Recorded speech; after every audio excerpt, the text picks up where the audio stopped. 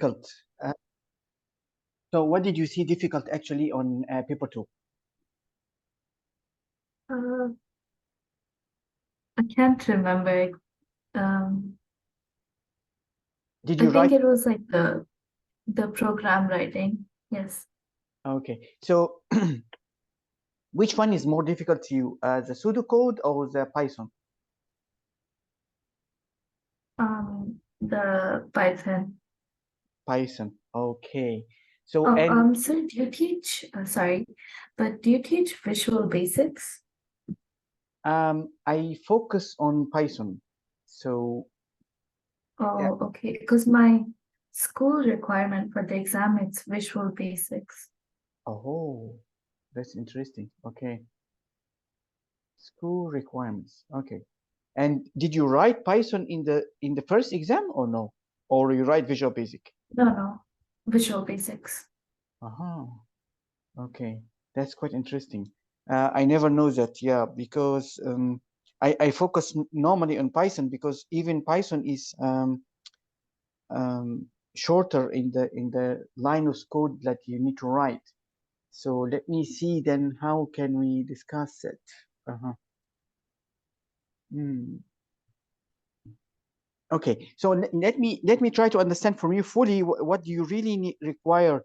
So you're taking the exam in the next month, am I right? When is your Yes, second? next month. Okay, so when is the paper 4 and paper 3? 1 second.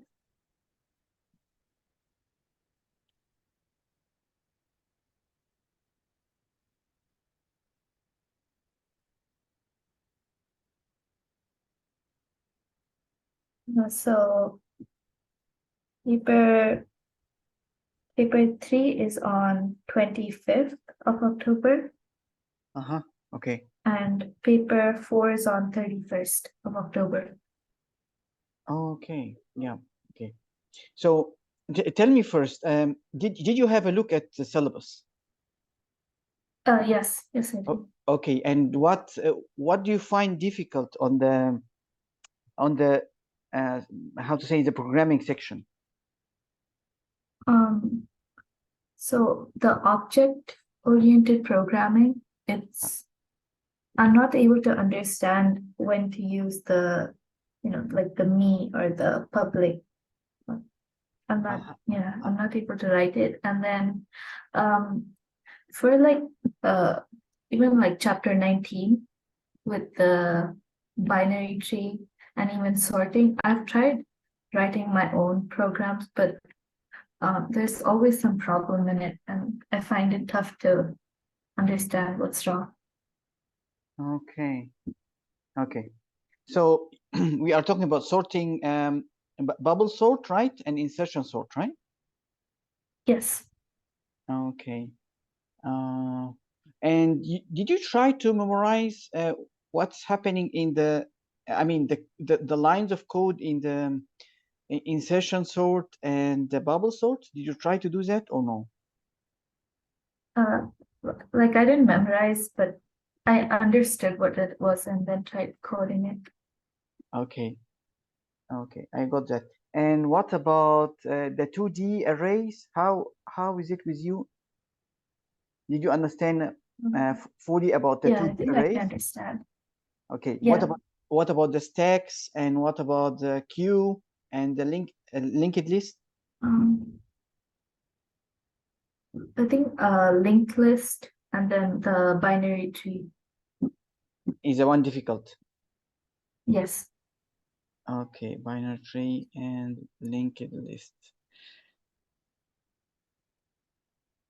Do you mind if you tell me the name of your school? Because I find it slightly strange. Most of my previous students was having Python.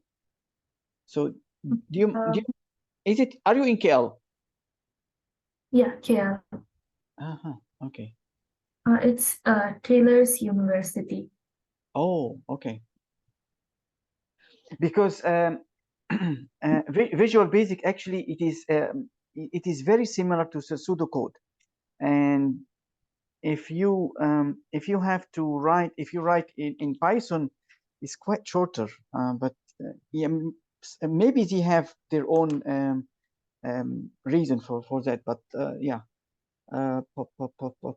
I have to see if I'm able to teach you in Visual Basic or not. So that's something I have to check, because yeah. Uh, uh, uh. And okay, so let me try to answer you a bit about some of your concerns here. Uh, I try to open share a slide with you. Give me a second, please.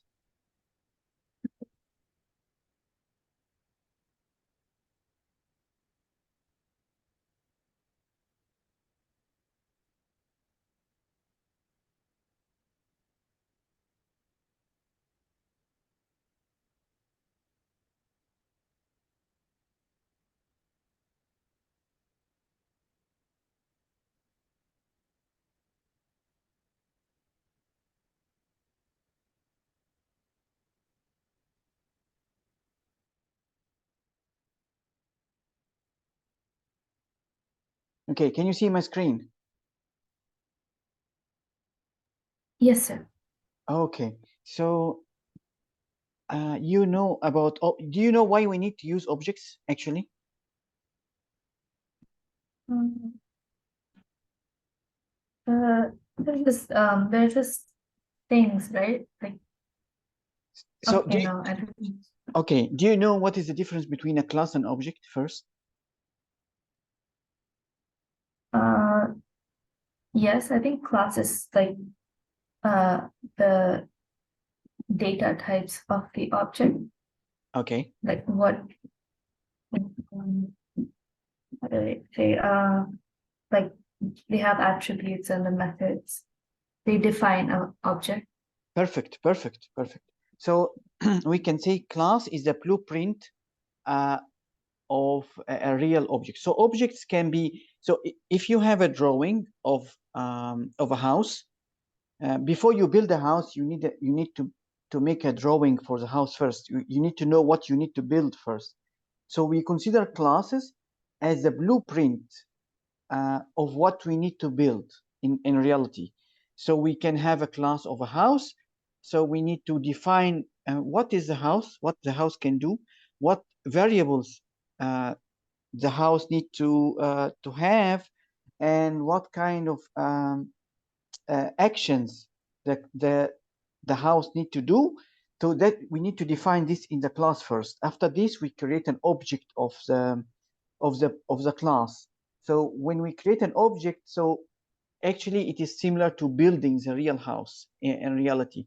So you give it a real data. So if you have a house, inside the house class, you have variables like area, you have width, length, for example, you have height. So so when you build a real object, so you pass the data of the house to the class, to the variables inside the class. You said, oh, the house I built is maybe 20 meters height, or even 20 meters on the width, and maybe 10 meter on the height, or something like that. So okay, maybe you have a house that can open the roof. So you have functions inside the class that say open roof and closed roof. You can say the house have a price. So you got a variable inside the class that can say that this is the house price. When you build a real object, you really give a price for the house. Before that, it is only blueprint. You only decide, you make a design only. Okay. So in the current case that I'm showing to you, that is an object of a player. Okay, it's just a game thing, just to explain it in a simple method. So we make objects actually in reality um, to help the programmers gather the information that is related to each other in one place. Okay, and also there is one reason.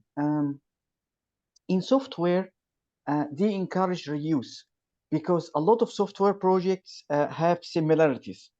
So if you build a house, or you build the house class in one project, maybe and later in one of the projects that you do, you also need a class for using houses. So you can reuse the class as it is. You just copy the whole file of the class and reuse it again. So that kind is this is encourage reuse of software, and it also helps to save time. Okay, and also money, of course. So as we said, every class actually can have, let me see here, it have data and functions. So the data is variables, and functions inside the class, we call them methods. And so these variables inside the class, they call them attributes. So in the current case for the player class, we have variables like player name, X position, Y position, width, and height. So all this is normal variables. Are you still for? Yes. Tell me. Can you follow with me? Yes, sir. Okay. So in the current object that we are having, so we're having methods. These methods for the player can be collusion, movement, and score calculation. Again, this is, do you know what the difference between functions and procedures? Yes. Okay, what is it? Function returns the value. Okay, that's perfect. And procedure does not return, right? Yes. Okay, that's good.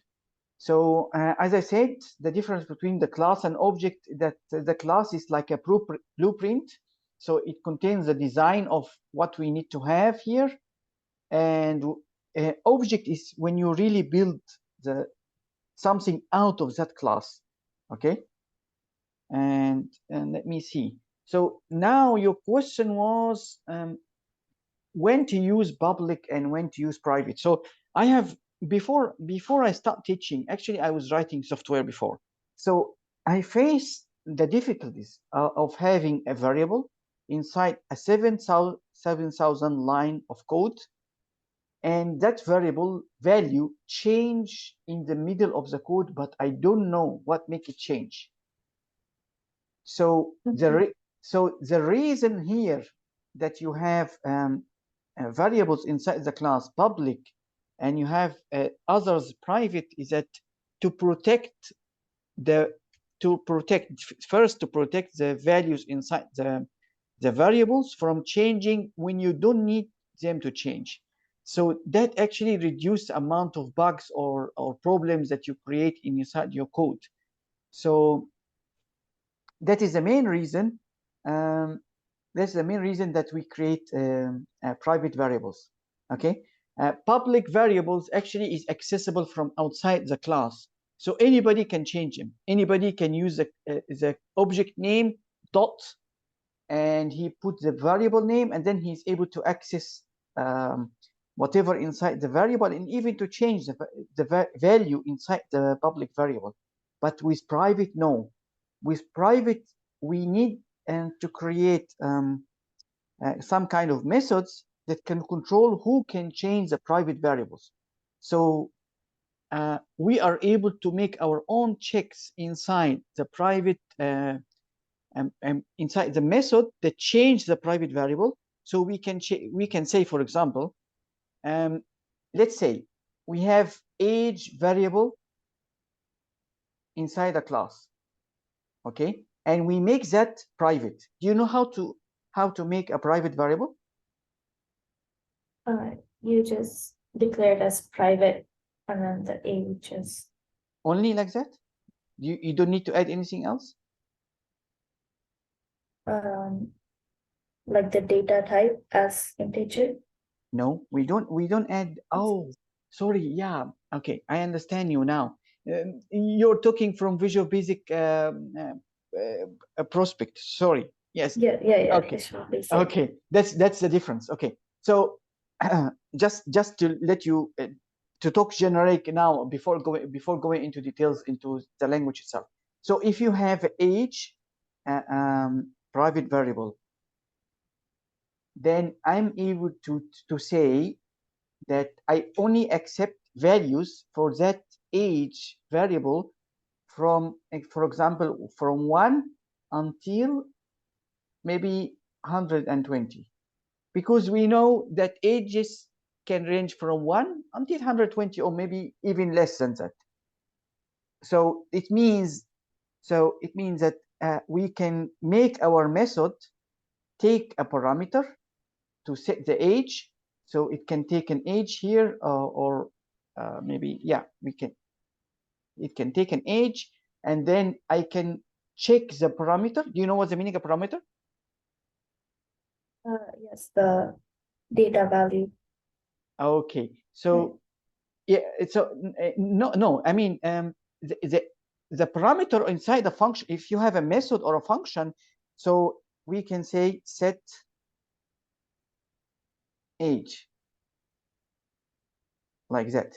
So that could be a function inside the class, and then that function takes a parameter, and that parameter I can use it to set my private variable. Okay, so I can call my variable p underscore age. So that is my private variable, and I can say my private variable p underscore age, like that, equal age, and that age is actually the parameter given from the user to set through the method. And do you follow what I say? Does it make any sense? Difficult? A bit difficult? I don't understand the p underscore age. Okay. Why are we setting it? Like, Okay. Wait. why can't we just use age? Okay. So yeah, let me come to. So okay, let me go a little bit by little bit. I will go to continue the example later. So let's assume we have a class called player, and it have a name and it have an age. Okay, and we have a method that's called display name. So that method is able to go to the private variable, which is name in this case, and it display it to people outside the class. And we can have a function also that can get the age of whatever object we are creating, in this case here. So for people outside the class, we are able to reach the age using this method. So this is only, we use these methods if we are having a private variable. If we are having a public variable, we don't need to do that.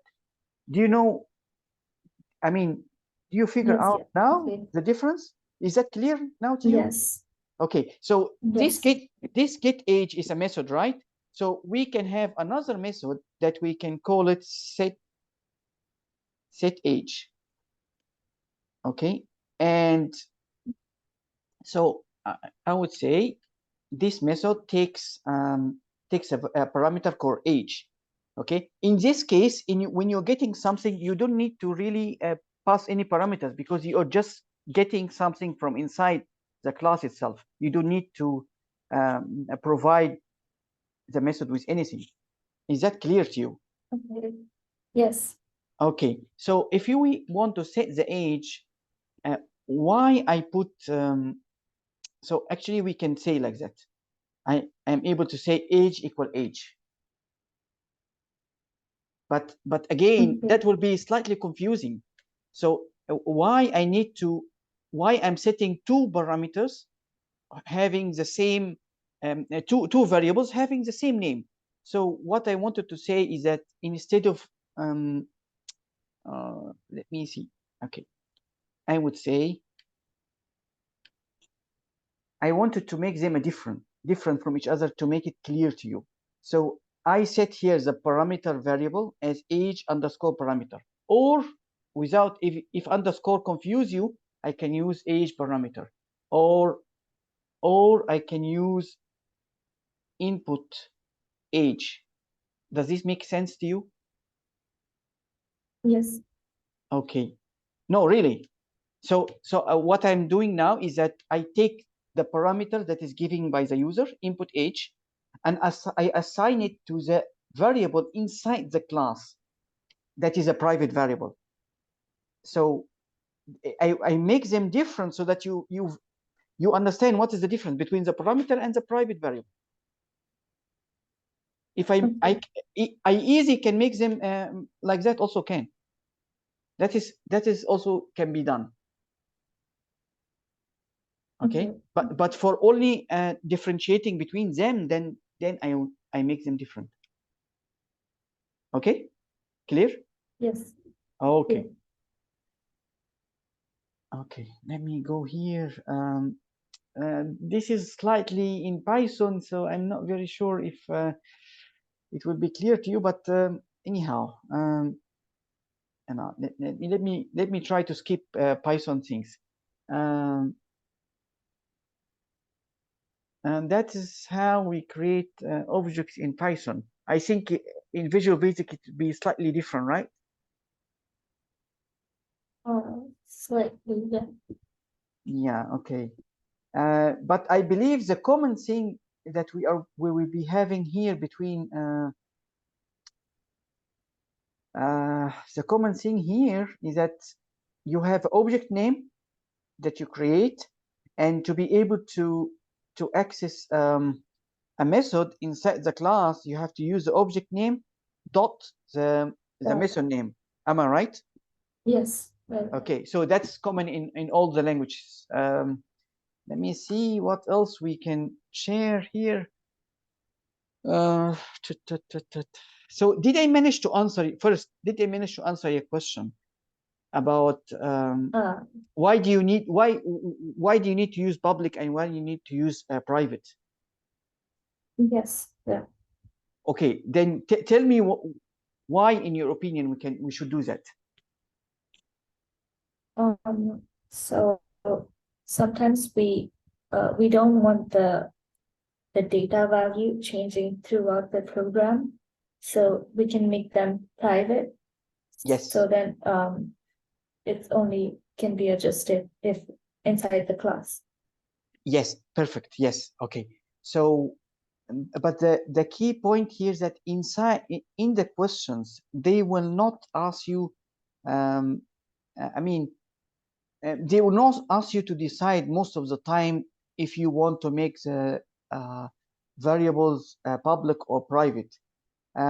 Sometimes they dictate for you, use them private, and most of the time, unless you are ordered to do, you should create them private. Okay, but there is a price that you have to pay from your time as a person who write a program. When you write private variables, it means two things. It means that you have to write two additional methods for every variable that you have. So if you have, like here, we know that we have two variables. One is the name and one is the age, right? Yes. So for every one, you have to write two methods. One to set the name and one to get the name. One to set the age and one to get the age. So for every variable, it will take effort from you to write two extra methods. In public variables, sometimes this is not needed at all, because if the name and age is public, I can use the object name. For example, if it is object name is B1, I can use B1, and I put dot here. I put name. This is inside my code, and I set any name, AHM, for example. I don't need any methods to do that, because this is a public variable or public attribute. So does this make any sense to you? Yes. Okay, that's good. Let me, okay, there is some little time remaining. Let me go through with you on the pseudocode and try to understand your level there. Okay, do you mind? Oh, no, that's Okay.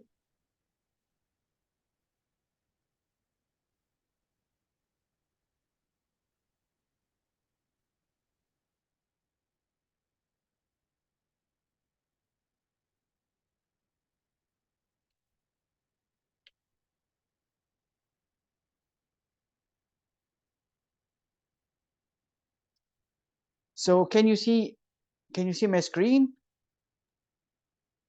Yes. Have you seen this interpreter before, or compiler for pseudocode? Oh, This is the first time? yeah, first time. Okay. So if we want to write a code that can get a user input 3 times, and let the user input 3 numbers, and we want to know the largest number of those. Can we try to see if we can write something like that? So if I want to declare a largest variable, I want to declare it as an integer, what should I write here? Integer. Okay. And so this is called declaration, right? How to initialize the largest variable? What should I write? So largest and then arrow, right? Okay. And should I put 0? Or should I put 0? Okay, good. Okay. Why shouldn't I put it 9999, for example? Do you have any idea? There can be a number greater than 999. So, yes. Does this make sense to you, or should I make it 0 first? I think 0 first. Okay, good. And what should I write now? If I want the user to input, should we make a for loop, for example?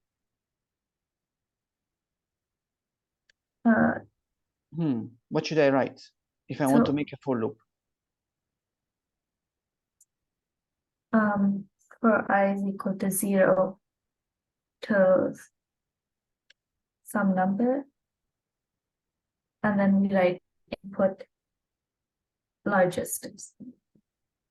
Okay, so input what? Input largest and I in the back. Okay, never mind. So do we need to write any message to the user, or no need? You should write a message. So okay. output the largest number. Is it just numbers? So the reason here that I will tell you. So we need to take 3 numbers.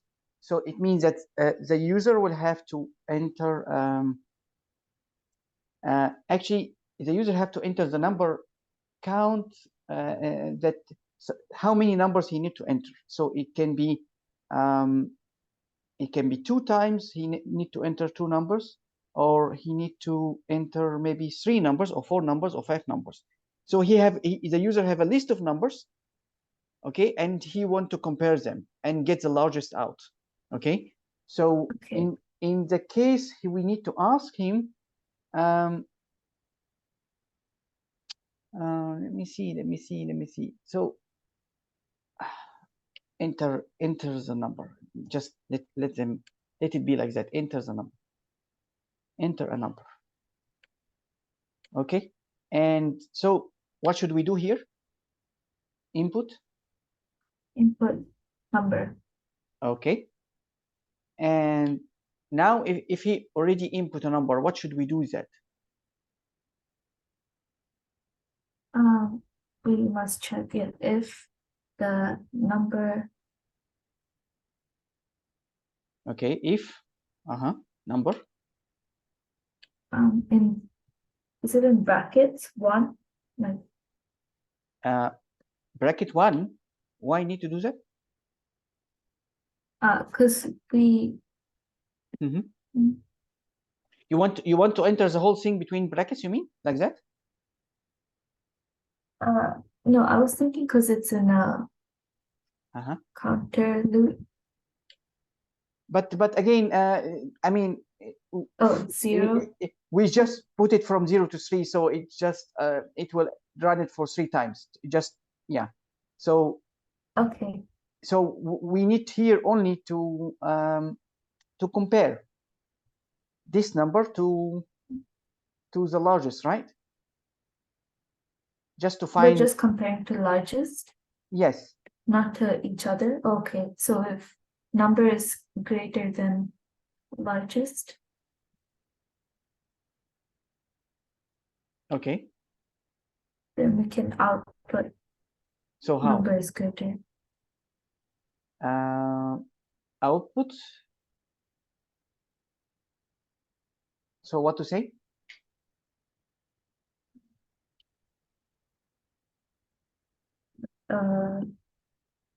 Number is greater than largest. Mm-hmm.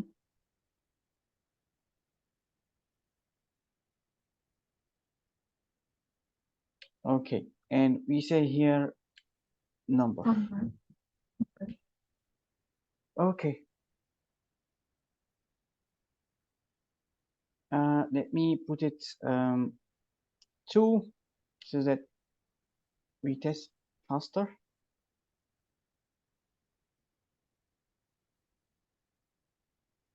Invalid syntax line number 3. He doesn't like. What do you think is the error here in line number 3? The integer, yeah, it has to be in caps.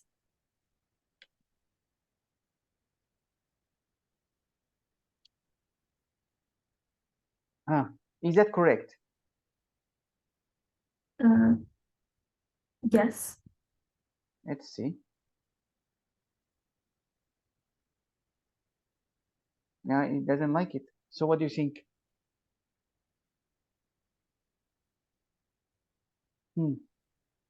What could be the issue?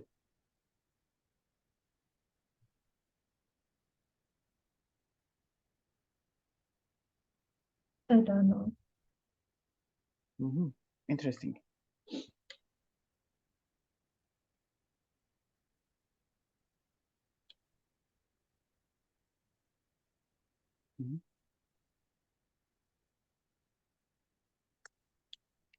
Let's try to.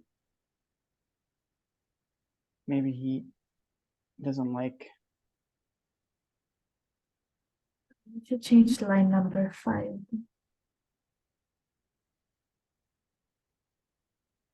Okay, let me see here. The line number 3 is largest still. Yeah, okay. It still doesn't like what we are putting. Declare. Oh, it's del care. Sorry again. I didn't see that. It's DEL. It should be DECLARE. Declare. DEC. Yes. Okay. Oh.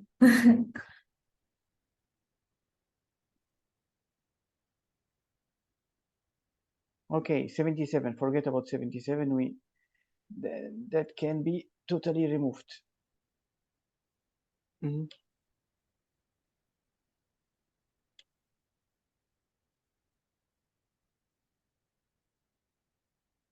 Where is 77?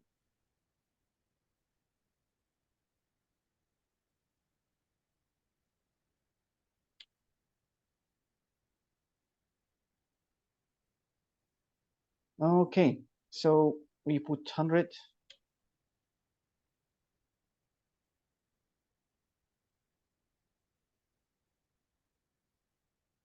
So a number is largest than largest. It doesn't make much sense, and it enters to us or show us 100, and he asks us for another input. What do you think? Shouldn't we? So if we loop 2 or 3 times here, don't you think we should assign largest to the number? So if we find number bigger than largest, shouldn't we see here? See here. So shouldn't we say large equal number? Yes. And we don't need even to run this line of code.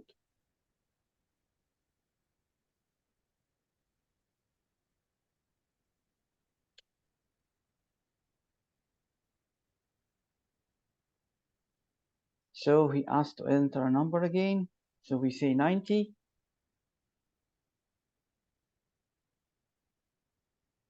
And then 406.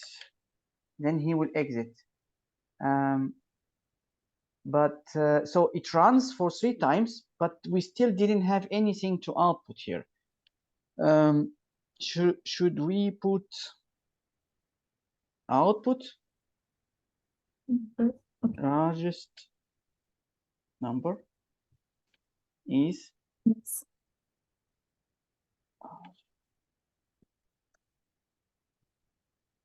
So we run again and see.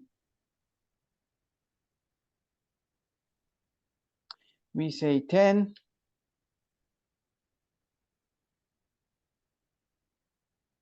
Then we say 20. And then we say 50.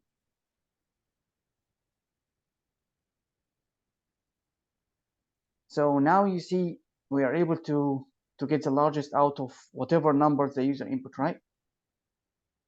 Yes. Does this make sense to you? Yes. Okay. So, okay, we have only like 1 minute to go. Let me see if I'm able to explain Visual Basic to you. I wrote Visual Basic before, but I don't teach it for the A level. Okay, so tell me, beside the binary tree and beside the linked list, what else do you face problem with? Are you able to write and read from files? You're able to Oh, could we do the files?